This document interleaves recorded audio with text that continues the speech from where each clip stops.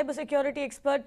Ritesh, I'll put to you the same question that I asked Richard. This is not a huge amount. It does not involve a lot of people, but it is a scary story for the simple reason that I could walk into an ATM tomorrow, use it, and then someone else could withdraw money from my account the very next day. Yeah, absolutely, Kavita. Now, ATM frauds have been quite common, and yet it's very unfortunate that the banks and, aren't doing much to ensure the security of the customers. Ideally, as you have rightly said, it's basically a skimmer which was installed on the ATM machine, which has got a small SD card on it. And the thing is, what about the PIN? How did they get the PIN? So it is very clear that even there could have been two ways. One, they could have put up some camera over there, which was capturing the pins. Otherwise, there is something called as an overlay keypad, which is kept again on the top of the original keypad.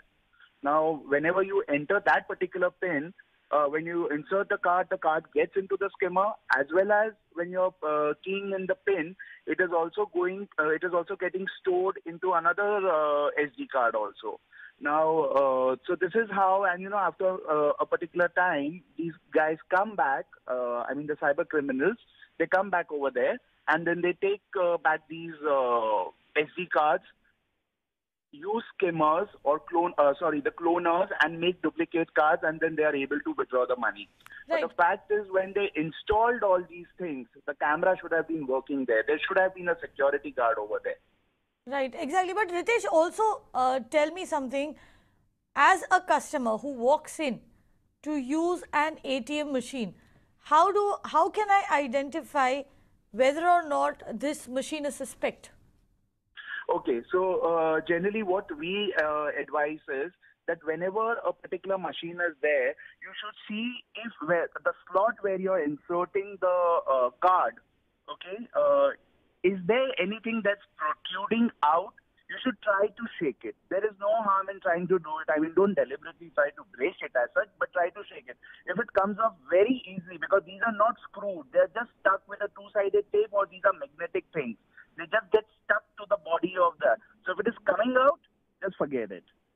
So that means you just cannot use that particular ATM. So as a user, you really got to be very careful about it. You got to see if there is any other protruding camera, a camera besides of a particular bank, which is very obvious, the ones they put overhead. Any other kind of camera which is facing towards the pin, towards the keypad. So these are the two things that you really need to take care of. Right. So essentially you're telling me that one, I should try shaking the ATM machine, however strange it sounds. And the second thing that I should look for is a camera that is focused on the keypad. These are the two things that I should do as a customer. You have the right to do that also, because ideally, had the security card been there, nobody would have dared to come over there and put something like that. So these are the people who are constantly on the move, and that's why it's very much advisable that avoid standalone ATMs. Go to ATMs which are connected or attached to the banks.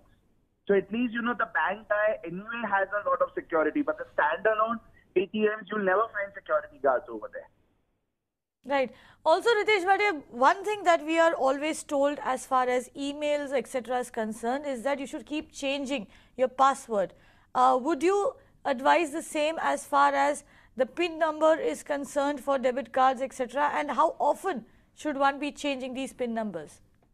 See, honestly, a monthly is a good cyber hygiene to follow, whether it is your PIN number or whether it is your password as such.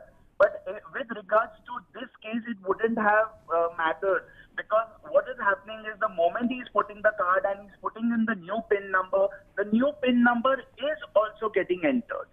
So it really, but otherwise, forget if you have been a victim of this. For the general users, it's very important that we do this on a monthly basis. Right, Ritesh Bhatia. Thank you very much for joining us and giving us all of those details.